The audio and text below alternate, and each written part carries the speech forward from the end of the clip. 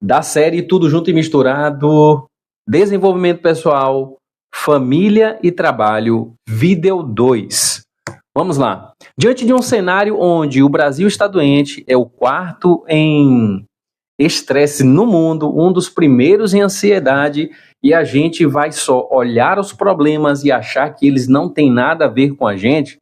Espera aí, né? Como falávamos no primeiro vídeo, nós temos então uma perspectiva pessoal, uma transformação que é minha, um desejo de mudança que parte da minha pessoa, mas também existe um outro segundo momento que nós precisamos ter a total atenção. Como é que eu tenho preparado a minha família para avançar no sentido de ter mais elementos para lutar e compreender quais são as causas que levam as pessoas a ficarem ansiosas, depressivas, estressadas, enfim.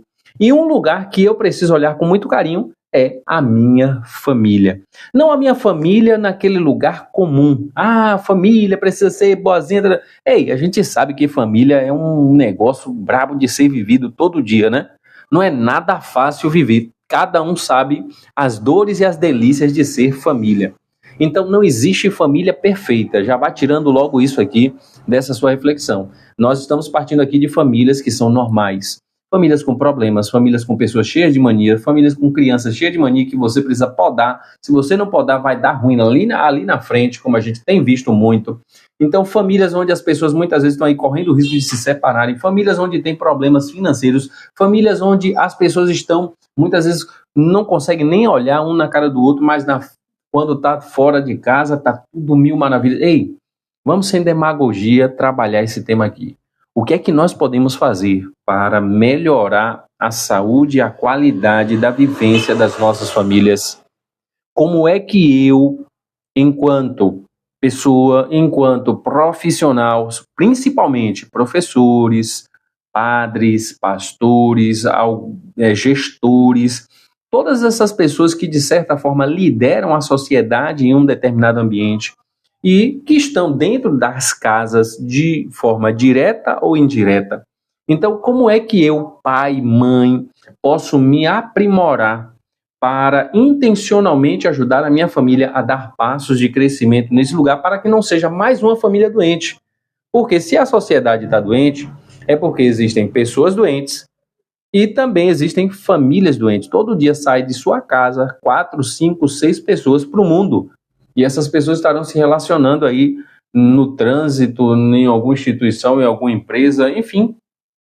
Perceba o quão é importante você pensar na sua família como um lugar realmente que precisa ser seguro, acolhedor, gestor, né, de emoções e gestor também de pessoas. Como é que eu tenho gerenciado a minha vida e a vida daquelas pessoas que estão o tempo todo ali, o meu próximo mais próximo, que é minha esposa, meu filho, minha irmã e meu tio, seja lá quem for, certo? E ali a gente precisa entender que existem instâncias para a gente começar a pensar. Primeiro, você é casado? Se você é casado, como é que você tem vivido esse crescimento, essa caminhada que você faz em conjunto com sua esposa? Ou você é daqueles que vive casado como tivesse uma vida de solteiro? Ou tendo uma vida de solteiro estando casado? Será que você não tem errado nesse lugar, nessa primeira perspectiva? Quantas mulheres querem ter a mesma vida de solteira agora estando casada? Quantos homens têm repetido aquilo que fazia lá na casa de papai e de mamãe no convívio com sua esposa? Será que você, daqui a 10 anos, você acha que isso vai dar certo? Essa conta vai fechar? Não vai fechar. Outra questão que a gente precisa pensar e se questionar, como é que tem vivido a experiência do financeiro na sua casa? Como é que vocês são geridos ou gerem o dinheiro, essa energia tão necessária, mas que não pode ser o fim último, mas é uma ferramenta indispensável para o cotidiano de vocês. E a pergunta é, como é que você, homem, tem gerido e tem lidado com o dinheiro? E você, mulher, como é que vocês gerem e tem lidado com a questão do dinheiro? E será que vocês têm uma economia realmente conjunta ou ainda vivem separados como se fossem solteiros? Então tem vários aspectos aqui que eu não vou tratar aqui, mas o que eu quero dizer é o seguinte: você precisa encontrar meios e ferramentas para começar a desenvolver este âmbito da sua gestão emocional, da gestão emocional e convivencial na sua casa e dessa ferramenta que é principal, que é a questão do dinheiro. E algumas características, elas vão dizendo aqui, algumas estatísticas, vão dizendo o seguinte, que muitos dos casais que se separam no Brasil, a maior parte dele, de 10, 8, se separa por conta do financeiro. Será que você vai continuar olhando esse lugar como um lugar qualquer? A gente não pode olhar. Porque se não tem dinheiro, basta a confusão, começa a correria, começa a agonia.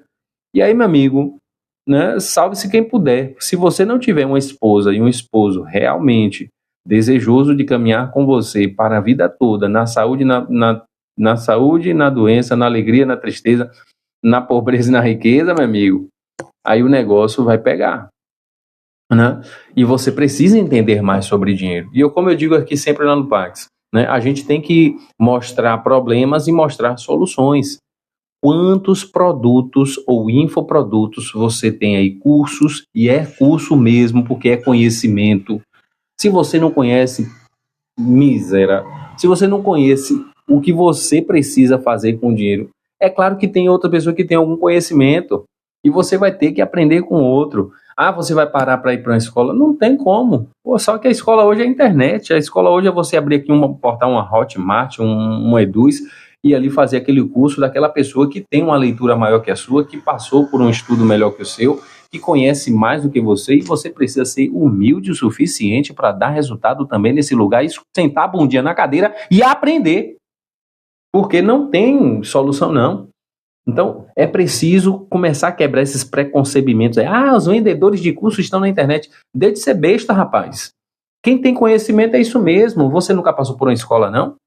Você tem agora que ir para a escola toda formatadinha. Não existe mais isso não, minha gente. A revolução da educação acabou, o conteúdo está aí. Mas é com quem você aprende. E a metodologia daquela pessoa. Será que me ajuda de fato? A questão é essa. E a questão da cobrança, né? O que é que o cara tem responsabilidade com você, a pessoa que você comprou um curso, seja do qual tema for, e aqui a gente está falando de forma específica do financeiro. Ele tem 50% de responsabilidade, 50% de responsabilidade é sua. É aplicar o que ele está lhe indicando, é a metodologia, uma metodologia comprovada que ele já aplicou e que não vai ser mágica. Agora é um caminho possível, real, para você sair desse lugar que você está e ir para um outro patamar de entendimento, porque se você não entender sobre dinheiro, sobre finanças, a sua família corre um sério risco e o emocional está todo envolvido nesse processo, né? Aí vamos lá, outro aspecto, né? E volto a dizer, aqui a gente tem soluções, viu? No link da bio, você pode procurar aí que aqui na Lupax, no nosso ecossistema, a gente se preocupa para trazer o que há de melhor para você. Mas vamos lá, um outro aspecto aqui, que é importante a gente perceber. Outra insegurança. Fatores que contribuem para a falta de saúde mental e emocional dentro das famílias. Como nós estamos falando, estresse, um grande desencadeador de transtornos. Ponto. Desigualdade e problemas sociais contribui significativamente para o desenvolvimento de transtornos. Agora, uma coisa que me chamou a atenção. Fator de riscos importantes para a depressão e ansiedade, sabe o que é? Abusos. E aqui abuso, entenda todos os abusos possíveis que podem ocorrer dentro de uma família. A maior parte dos abusos, sejam voltados para a sexualidade, sejam outros, da fala, né, da opressão na fala, enfim, você entenda aí. Todos os problemas de abusos, todos os abusos acontecem na família. E a pergunta que a gente tem que fazer é o seguinte, né? Você que é homem, tome vergonha na sua cara, se relacione com uma mulher e seja capaz de gerir aquele relacionamento até o final, principalmente se você engravidou essa mulher. Tome vergonha na sua cara, vá casar, vá respeitar essa mulher. Deixe de ser um moleque, deixe de ser um menino. E a gente sabe que esse processo ele pode durar vários anos, vários tempos, mas você precisa parar de ser um moleque. Sabe por quê? Porque se você fizer um filho, seja homem, seja uma menina, né?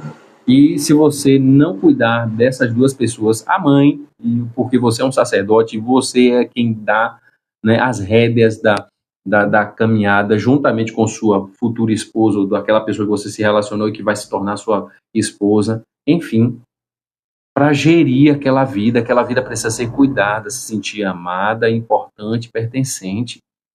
Se esse ser humano que nasceu desse relacionamento de vocês, ou pode ser um relacionamento que escolheu, ou surgiu uma gravidez indesejada, que muitas vezes é os maiores casos, você precisa entender que aquela criança ela vai ter fragilidades emocionais e de segurança.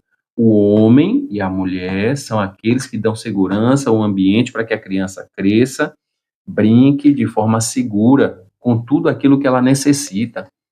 E aí a minha questão é o seguinte: quantas famílias que são desfeitas antes mesmo da criança nascer?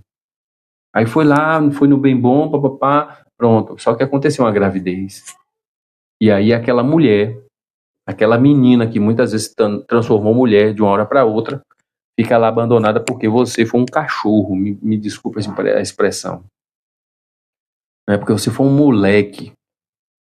Então, muitas das situações é o seguinte: são homens despreparados que procuram mulheres para ter relacionamento e não são capazes de assumir as consequências desse lugar.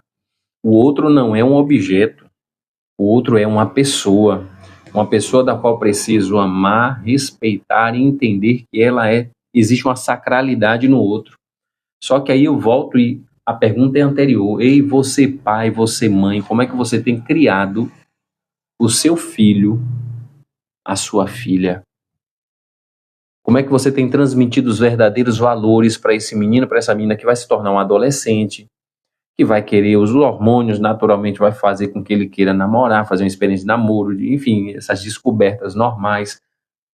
E daqui a pouco ele vai olhar para alguém. Será que você tem treinado o olhar do seu filho, os valores do seu filho, os posicionamentos, a forma de cuidar das pessoas em volta do seu filho? A gente tem que tratar, de certa forma, essas realidades com esse olhar. Porque senão não é mágica. As coisas não vão acontecer na nossa vida e na sociedade brasileira como mágica. A responsabilidade é sua como pai, como mãe, como homem, como mulher. Então, como é que você tem cuidado das pessoas com quem você tem se relacionado e das mulheres, e daqui a pouco surge um filho? Como é que você vai tratar, ou como você tem assumido de fato essa mulher e esse homem, né? Então, as crianças que surgem desse fruto, desse relacionamento, precisam ser resguardadas, cuidadas. E, claro, a gente sabe que o problema é muito maior, né? Então, assim, como é que a gente tem cuidado das pessoas que são necessitadas de uma verdadeira segurança ao nosso redor? Então, você que é pai, você que é mãe, fique atento, porque a primeira responsabilidade é sua. Gerar ambientes seguros para as crianças. Ponto. Acabou. É uma outra dimensão. Então, cuidar de você, cuidar da economia da sua casa, né, da forma como você trata você e seu relacionamento, seu esposo, sua esposa, a economia da sua casa, a segurança das crianças que você gera, seja as que já estão dentro de um casamento, de um matrimônio, ou aquelas que surgem de uma forma, né, não esperada, mas que a gente precisa dar conta e cuidar e gerir. E uma outra coisa, como é que você tem cuidado da questão do assumir realmente esse lugar de homem e de mulher que estão gerindo um relacionamento, tendo em vista as suas próprias vidas, seus próprios desejos, mas também, né, o desejo e a gestão dos frutos que vão ser gerados para uma sociedade. Tudo que a gente faz na família, minha gente, tem uma finalidade. Eu não sei se vocês pararam para perceber, eu não treino, não crio minhas filhas para mim. Eu crio primeiro para Deus, para mim, mas para a sociedade. Que tipo de filho eu estou gerando para a sociedade? Que tipo de filha eu estou gerando para a sociedade? Será que o futuro esposo da minha filha vai ser um homem feliz porque da parte dela vai estar garantido uma postura razoavelmente, né, de uma mulher? E o futuro do meu filho, não, o futuro da minha filha, será que de fato o meu filho vai ser de fato um esposo digno para uma mulher daqui a alguns dias, para a filha de alguém em algum dia? Ou seja, tudo que a gente faz na família tem a ver com a sociedade e nós não podemos negligenciar esse lugar. E tem gente que vive como se a sua família fosse só destinada a si. Não, sua família é destinada para o transbordo. Não é para o mundo, mas é para um transbordo, para uma missão. Como diz a palavra, né? Os filhos é uma flecha que o homem e a mulher têm na mão, né? Que o sábio, enfim, não lembro agora a palavra certa, mas é uma flecha que um guerreiro tem na mão. Então, que tipo de flechas você vai lançar para a sociedade daqui a alguns dias? Então, essa é a nossa série, tudo junto e misturado, desenvolvimento pessoal, família e trabalho, e como tudo isso vai impactando a nossa vida. Se você chegou até aqui, não sei qual momento que você está, já se inscreve no nosso canal, começa a seguir também aqui, deixa o seu comentário, deixa o seu like, porque é importante para que tudo isso seja alcançado por mais pessoas, e vamos juntos nesse lugar de crescimento saudável para a nossa sociedade brasileira. Não vai ser mágica, mas vai ser, de fato, uma escolha minha e sua de fazermos a nossa vida e a nossa família e os nossos ambientes valerem a pena. Vamos juntos.